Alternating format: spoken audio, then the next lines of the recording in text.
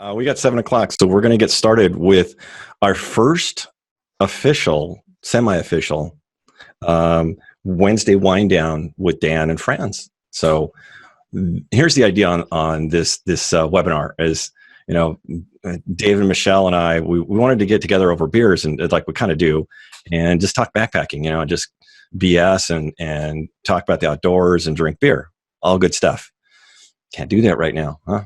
So we did a happy hour over Zoom. We're like, well, we could bring other people in and we could talk with them. So that's the concept for this show. So for most people that are listening right now know who we are, but for others that are going to watch on YouTube, I'm Dan Conger. I'm a backpacker, a hiker, and I do training and I do webinars for work. So that's me.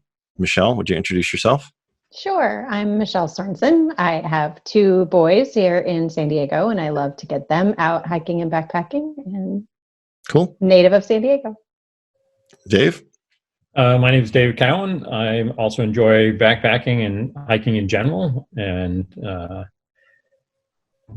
that's about all I got. Okay, cool. So we like the outdoors and hiking, and we like beer. Oh yeah, I forgot that. Perfect. That's a perfect premise for any show. So the idea that we wanted to talk about, or we initially talk about, was planning a trip and some of the things that you might consider when you plan a trip, whether it's a overnight trip, a week-long trip, or a multi-week trip. What are some things that you'd consider? So the first thing that we were kind of talking about was, who would you bring on your trip, and how would you kind of make those determinations? So Dave, how do you kind of think about who goes on a trip with you? Generally, it's preferably someone that I know. Although I've been a guest on other people's trips where someone else has to do the mental will he or will he not fit. But I'd at least like to hike with people a few times before inviting them on a multi-day trip. So, okay. What was it like being on someone else's trip? Did you know those people really well, or did you just kind of know them? I knew most of them pretty well. Okay. So it worked out. And years ago, we used to do a fall backpacking trip with some friends, and it was a rotating group of 20 guys. 6 might go on the trip at any particular year. So it's nice. Okay, Michelle, what do you think about who goes on a trip? What are some of your considerations? So I think one that I think is really important is just your fit from a fitness level. Because if you're hiking with someone who's either way above you or way below you, that can take away a lot of the fun out of the trip.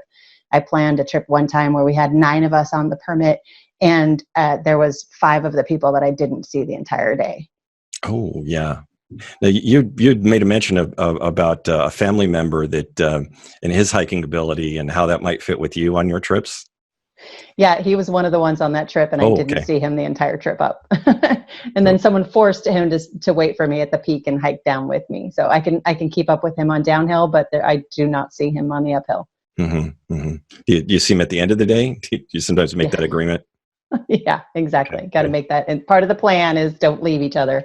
Right. Pick a spot to wait for each other. But yeah, he's definitely a much faster hiker, and he's more about the destination, and I'm more about the journey. I like to enjoy the hike and look around. Yeah. So my thoughts on who goes along is kind of that it kind of takes in both of those, right? There's the personality and its ability. And for me, the personality is kind of important. The personality and why they want to go. Do they want to go see the sights, or are they trying to hike the JMT in 7 days and set the new record, or whatever? Dave probably knows what the record is, but what is the record? Okay. That's not my hiking partner for several reasons, right? But the why they want to go makes a big difference. And I've kind of found a group of people that we click really well. We're great friends, but we have our hiking speed varies a little bit, but we've kind of made some accommodations, and it fits. But then the other thoughts is if I were to bring someone into our team, our group of people, I'd probably do a tryout. They might not know it's a tryout. And that happened with someone that's on right now. It's like he didn't know he was on a tryout, but we were checking him out. So, cool. The next thing I wanted to talk about. Did he pass muster? I'm waiting for him to chime in on Q&A. He did. He did. He fit in really well. So, Okay, so the next one is the length of the trip. Michelle, what are some considerations that you have on a length of a trip that you're going to plan? Well, so I guess part of it depends upon how much time you have and then how many miles per day that you need to fit in. And then also kind of your travel time. So I know for me, I have a decent amount of volunteer vacation time that I can use, but I might be going with somebody else who only has a couple of days. So we may decide we want to do a trip that we don't have to drive as far and spend more time on the trail versus if we have a little longer time, we can kind of go further out and really plan something a little more in depth. Nice. Okay. And Dave, what about you? What are your considerations on length of a trip? How much holiday time I have from work. And again, for the Americans in the room, that means vacation. Thank you very much. Love you too, Dave. I like going up to the Sierras. So you have the transit time to the Sierras, either the southern or northern section. So you definitely have to add that into your mix, because I've gone on some trips with Jim Kurtz, and he's section hiking a PCT, and it's up to 2 full days to work out logistics to get a car to the north end of the trailhead. So that's a significant, potentially a significant issue if you only have 5 days or something. Right. And what people are up for. If somebody wants to go like base camp up to some lake and then play around on peaks, then it's okay if you drive for 2 days. You're not going to be hiking very hard or whatever. Right. So, well, and I know, Michelle, I've invited you a couple times on my week-long trips, but it hasn't really worked for you. Why is that? Because I have 2 kids and I have to figure out the schedule, and 2 dogs that I have to plan out care at home. So right. So those family and home obligations can be a big deal. Yeah. So I think my thought on length, or my add on this one, is that one of my bucket list hikes is the Lost Coast Trail. So it's in Northern California on the coast, some remote coastline where Highway 1 didn't go through. Got to have a bear canister on the beach, which just is a phenomenal idea for me. But it's a 2-day drive and 2 days back. And that really cuts into my vacation time. So that's kind of oh, wow. That was a good one. Right on. Cheers. Leaning down, are you, Dan? I don't think I can edit this one out. I don't think I could even do that.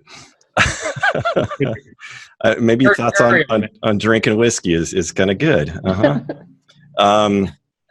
So that has pushed it back in my list, right? The idea of if I got to do 2 days up and 2 days back, well, if I'm only taking 7 or 8 days, that kind of changes that one. So I'm going to interject right now before I move on to the next subject to remind anybody that's here, however many people we've got on, to send some more stuff into the Q&A, because what we'll do is we'll answer them. We'll kind of talk about them at the end. And it might be a true question, or it might be just something you think we should be talking about that we haven't been. So please remember to do those as we go along, because what will happen is I'm going to ask, and at the end, someone's going to dump 10 questions, and I won't be able to read them all. So, okay. So the next one up is, where do we go?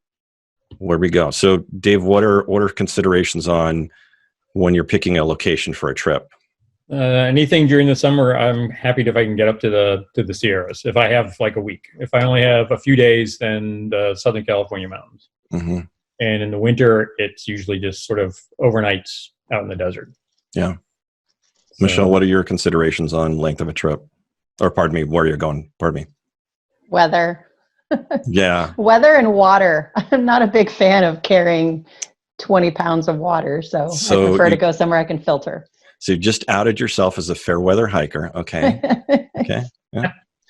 There is no such thing as bad weather, just bad gear. Oh. Yeah. Okay. I think water availability is a big thing. And as I was kind of putting out my notes, I thought, what's the flip on that one, Dave? Early season in the Sierras, it's snowpack, right? Yeah. So that definitely limits you if you don't have the appropriate gear. You'd have to carry more fuel just from the water standpoint. Right. You may not have freestanding water. You'd have to boil it or melt snow and boil it up. So that changes it again. I've had Sierra trips where the snow persisted on a heavy snow year, where the snow lasted a long time. And I think it was it was the year before I did High Sierra Trail. I was going to do a section that crossed. Can't think what the gap name is. Anyway, it goes. Anyway, it'll come to me. Maybe I'll put it in the notes. But there's by the gap, there's a snow bridge, and it persisted into July. It just melted just before we went, but you couldn't do that. So that was a big deal. And then my wear, sometimes it might be a bucket list trip, right? Like a lot of people want to go to Mount Whitney, and it's a worthy location. I'd always highly recommend, if you can do something other than the up the face and down the face, man, you come around from the back, and turning it into a week-long trip is always so much better, right? Because all of humanity wants to go up the front. But maybe your trip, it wants to be for solitude. So I'm trying to set up an alternating system on my trips. So one year I might do to a destination. So maybe it's Yosemite, maybe it's a High Sierra Trail. I did that a couple years ago, really like that. But then I saw a lot of people, but I also like the solitude. So what I'm going to try and do is pick on alternating years, go 1 year solitude, 1 year destination where I might see a lot of people. So switch it back and forth. Oh, permits. That factors into where you're going to, doesn't it? Absolutely. Yeah. Mm. So it depends how much you want to play the permit roulette, as it were. Calling at 6 a.m. when it opens and repeatedly calling, and how much free time you have in advance. For my job, I've had since there's a 6-month lead time on the permit window. Sometimes it's nice because you can say, okay, anytime in this window, I have a few months I can schedule, block it out.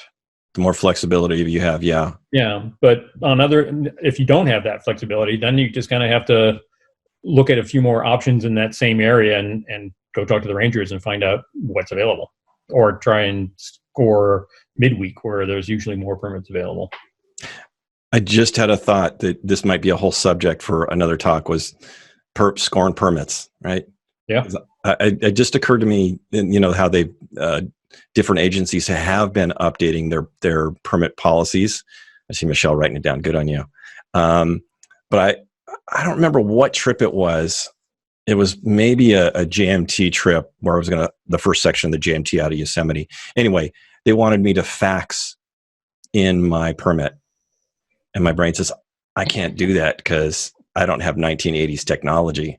Turns out my 3-in-1 printer is a fax machine. I didn't even know about it. So I ran a flipping phone cord all the way down the hallway, plugged it in, and was able to fax it in. So, okay. So we kind of talked about where.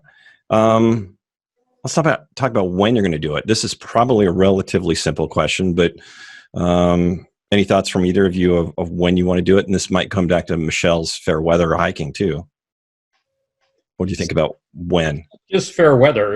If it's a heavy snow year in the Sierras, you're not going to, even if the weather is fair, it's going to be blanketed in snow right through all of June and possibly beyond. So, and I'm quite happy to say I like fair weather. So, done some trips that rained a lot, and they were fun. And it was cool to know that you're not going to melt like the Wicked Witch of the East or whatever. Yeah. But sunshine's kind of nice. And now, to say that the Sierras can't be accessed in the winter is not true, but not by me. I can't go to the Sierras in the winter, right? I don't have that skill set. There's a pair of guys that hiked the John Muir Trail southbound in the middle of winter. There's a pair of guys that hiked the PCT southbound in the winter. Oh, that's right. Yeah. That's right. It wasn't just the JMT; it was entire. No, they did the entire trail. That's right. So, but yeah, that's winter mountaineering. That's out of my skill set. During the summer months, I'm mildly curious. That might be interesting. And come San Diego Winter Range, like, oh my God, that's cold. Maybe not. So true. Nice. And temperature. So those desert trips you talked about, you're not going to do that in the summer. Most people aren't, you know, got to be there's somebody I know I got invited on a trip that he makes a point of doing a July desert trip. And it's just sort of like, it's a suffer fest. But why? But why? Well, if you want solitude, Dan, you will find it. But yeah, I don't know. I didn't go on the trip. So and one more section before we get to Q&A. So another reminder, if you got questions, go ahead and throw them in there. I see a few, which is good. Last section to talk about is tools you could use for this. So what are some of the tools that Michelle, that you use for planning a trip, or that you might use? Yeah, I think so. It partly depends upon where I'm going. Mm-hmm. So, just going to some of the usual suspects for trying to get general information, whether it's the weather, the weather apps that you can go to, and you can really pinpoint the location that you're going to really get the best weather forecast for where you're going. I know Dave's got some great resources from mapping, so I'll actually turn it over to him for that piece. Yeah. So there's a feature on CalTopo that I hadn't discovered before too long ago, but I think it's under the measure setting, and we'll talk about this at some other point. You can actually click on a spot and get a NOAA forecast for that spot. Perfect. So Dave, just to back up for a second, could you briefly describe CalTopo and what it is? Sure. So CalTopo.com is a free web-based mapping service that will allow you to make your own maps. They do have subscriptions, which allow you to do a lot more things. It was started by a guy who, I think he moved to the Bay Area and was trying to get into the search and rescue community, and realized, given his tech background, that they didn't have much information. So they were having trouble coordinating and getting maps. So he figured out a way to tile all the maps and coordinate stuff, and made it available to the search and rescue community, and then realized, hey, I've already done all this work to set it up. I can add the entire state of California. And then, nice. I can keep going and start tiling more and more maps and merging them all together. And so he does the entire United States. So originally started as a California project? It started as a Bay Area search and rescue volunteers project. Yeah. And it rolled out from there. Because when I first heard about it, I thought, well, what if I want to go outside California? But right. Yeah. I think he had the domain name and all the infrastructure set up, and it was like, there's no point in changing it. Yeah. So he maintained that. The other resources that I use are I've got a couple really good guidebooks. Sierra South is one that I just love. It's funny, there's Sierra North that I haven't used nearly as much, and I think it's just mainly because the north of Yosemite, the trails are different. And it's maybe there's more people and there's less populated areas south of Yosemite. That's probably why I like it more. Wonderful book. Of course, A Foot in the Field is great for local stuff. And I found some really old stuff. I left my books over on the other side of the room, so I can't grab them. But I found like some old hiking in the San Gabriels from the 1970s. It's like those trails are sometimes still there. And my penchant for finding overgrown trails, for finding kind of halfway there trails, it's like, ooh, this is a good resource. Lots of online web stuff as well. There's All Trails. That's the one that comes to mind. There's a lot. Nowadays you can do a general Google search for any particular trail name and get a lot of hits. But some of those have some good GPS tracks and descriptors of trails to give you a little taste of what you might be getting into. I found when we hiked the High Sierra Trail that I was able to have images of almost every camping spot or every location along that route because there's so many blog posts on the High Sierra Trail. So lots of imagery, lots of really good stuff. Now, when we get into, I've been toying around. I haven't done too much with it. Off-trail travel. I'm really interested in it, but some of the off-trail travel gets really difficult. Secor, Secor, has a great book about passes and off-trail work. But that's a little tougher, right? That's more advanced, but it's out there for stringing weird routes together. But man, I got to say that CalTopo, that is like my daydream map thing. I could be at my desk and just bring up a map. And I went for a day hike. I wonder what's on the other side of this ridge. I saw it, but I didn't see what was there. I'll go to CalTopo and then toggle between CalTopo and their satellite, or sometimes Google satellite. And I could oh, there's a whole system of trails over there. Now I've got it's not an overnight, but it's a day hike. So CalTopo, everybody, we think CalTopo is so great that we're going to spend our entire next show talking about CalTopo. So Dave and I will be talking about that. So we want you to come back for that.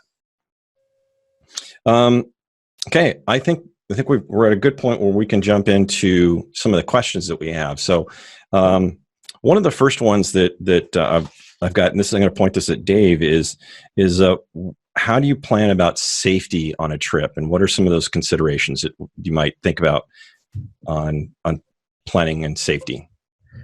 So, given that a lot of the people here are also from the Wilderness Basics class background, it's worth having a general safety plan. I would suggest making a document that you can keep as a PDF and give it to whoever your safety contact is, with some very clear instructions about, we might be back a day late or whatever. Mm-hmm. But giving the trailheads entry and exit points if they're not the same, including GPS coordinates for them, Latin long coordinates for them. And if you can put in the route, if you know the route that you're going to take, you can add that as another thing, something that you could send to emergency services if needed. As one, so your safety contact doesn't have to be a hiker. It's like, look, they gave me this. They said 2 days on after, they would call me to give this to you guys, and just put everything in there that you plan on, your complete itinerary, your plan, if you have planned camping sites, or if you're on a known trail, all of that, including license plates and the GPS coordinates, and very helpful to make sure that somebody has that so you can pass it on. One that we started doing in my group is we started making sure that spouses or people at home had each other's contact information. So if I get a message out to my wife or my, whoever at home, they can share it out with the rest of the people. And right. if we're late, they can ask each other and find out what's going on. Because we had an incident last year where we came out early and we didn't know someone was going to need medical attention. Turns out they didn't, but we were able to relay the message. Or just actually, we were just out in the desert not too long ago and had an injury, and we ended up getting out really late. One person got out. Now, that one we didn't share out too well. So lesson learned. Okay. The next question up is, Doug asked a question. Do you do meals shared or personal? That's probably, so individual meals, or do you share them as a group? Michelle, what have you done? I've done both. I think it kind of depends upon everyone's preference. Like, I am not gluten-free, and my cousin Robbie, he is gluten-free. And so trying to do meals where I'm helping to plan it, but without contaminating him, can sometimes be a little more challenging. Yeah. Also it needs to be a shared responsibility. It gets tough when it's all on one person. Yeah. Dave, what do you typically do? Typically these days it's individual meals, but I have done the group thing. And usually what we did under those circumstances is whoever put out the effort to come up with a menu and shop for it, and it was approved by everybody, got priority for doling out the weight to everybody else. So you had an incentive to be involved, and instead of just saying, what am I carrying? What are you going to feed me? So that helps. But lately it's been individual meals, a mixture of freeze-dried and some dehydrated stuff. And Dave, I think I've done the same. I've done individual, and the benefits I've seen on individual is, if I'm not hungry, I'm not going to eat. I can eat later on. Or if I just want to eat the pasta out of my meal and not eat the sauce because my stomach feels funny, that's what I'm doing. And it's easier to accommodate those different diets. Yeah, and that hits generally earlier in trips, on week long or whatever trips. That generally is something that most people feel. By the end, everybody's ravenously hungry to eat anything. But Yeah. that does. If it's all you're doing, if they've already added the anchovy to the meal, and you're like, Right. Another question that's kind of related to trip planning, but it could impact it is real quickly. We'll just touch on target weight for a 4 to 6 day Sierra trip. Okay, we're going to get different numbers from the three of us. Yeah. We'll start with the lightest one first, Dave. I would target 32 pounds for that. My pack weight the only thing that changes in my pack weight, essentially anywhere I go, is the amount of food I carry. Okay. My basic loadout is the same. My shelter system, I use it. I just carry it. It always goes. I've got one set of clothes. I've got some spare underwear, spare socks, things like that. But rain gear, everything else remains the same. The only thing that I'm changing is the amount of food I'm carrying, and that's the only volume change and the only weight change. Yeah. I'm a little heavier than that. I'm maybe 36, 37, but that could carry me a full 7 days. So, but I like it better when it's amazing what 2 pounds can do. It's just remarkable. Especially Michelle? the fourth day you carried it. Yeah. Yeah. Michelle, how about you? I haven't done a longer than 4 day hike. So I think the heaviest pack I've ever had, non-desert, is probably 38 pounds. Okay. I'm more of a base camper person. I like to do lighter pack, shorter distances. Okay. Mike's question is, when considering water availability, are you relying more on word of mouth from people that you just hiked your route, or from an official source? Ooh, okay. I'm gonna tackle that one. If you're going into an area, if you're in the backcountry, I stop and talk to everybody that's coming the opposite way, because they got trail beta, right? Are there bears? What's the weather been like? What's the system on the other side of the mountain? How's the water? Is the spring dry? That's great information to get from someone. So I'm going to do on the trail. I'm definitely going to ask that. For getting water information before you're on the trail, there's a PCT water report. I know there's been some changes that Dave can probably update us on that. And I know, like in the local mountains in San Jacinto, there's a good water report online as well. So water reports online, that's about the best you can do, but you got to have dates on it, right? Because if it was a water report from a month ago, that might not mean much. So, Dave, what do you know about there were some changes on the PCT water report? Am I correct? I think you are. I haven't actually followed it this past spring, so I'm not exactly sure. Because there was a person that was doing it, and I don't know if they're still around or not. So. Right, they may have handed it off, but I think it's such a well-used resource that somebody must have picked it up, but I haven't. Yeah, I have not looked into it. So what you might do is if you're not hiking the PCT, well, may not help you much, right? If you're crossing it, you might know where a water source is there. Right. But I would say blog reports from past years, or trip reports from past years at similar times, and just keeping an eye out whether it's a high snow year, low snow year up in the Sierra in general. Yeah. So I got time for 2 more questions. I'm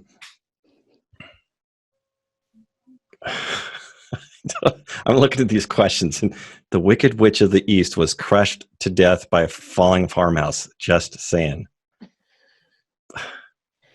Referencing back to Dave's earlier comment. Yeah. Oh. Thanks, Mike. Thanks, Mike. Yeah, I know. I have to watch the film. Sorry. Yeah. Okay. And then I like Nikki's question because we can talk about ourselves. What trips are you all looking forward to taking this year? Okay. Well, I'm going to just say, we're going to preface this by saying we get to go out on the trail, cross your fingers and your toes that, because what I don't know is, so if we get to go outside in June, July, what's going to happen with work? So that aside, I'll let you guys talk and I'll do mine. So I don't have any specific plans.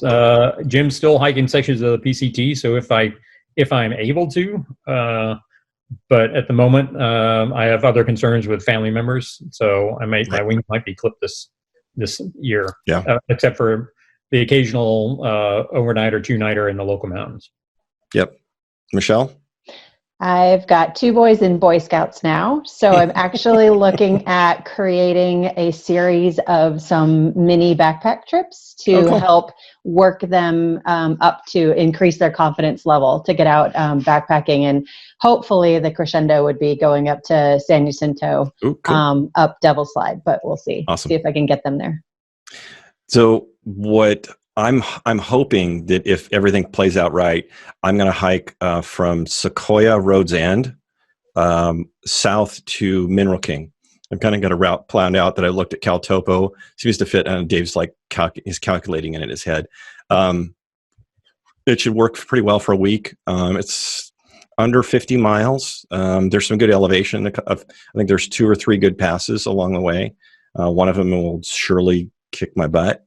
Especially if I only get to walk around the block a couple of times here. But what I've done is I like having an idea where I'm going for next year before I come off the trail. So when I'm on a summer Sierra trip, if I can have like a brainstorm of where I'm going to go, I might have 2 ideas. And if I have that in my head, I'm way more likely to get out on the trail. So we're right on time, so I'm going to call this time. So I'm glad everybody came. I'm glad we had some questions. Hopefully, we were a little entertaining, and you got some of your backpacking talk out. So next week at this time, at starting at the same time, we will be doing an in-depth look at CalTopo. Dave will kind of do a walkthrough. We'll figure out some high points to talk about. So come back next week. If you just caught the end of this, I'll put this on YouTube tonight or tomorrow. So thank you all. It's good to see you. Have a great evening, everybody. Stay healthy. Cheers. Thanks. Appreciate it. Okay. Bye now. Bye-bye.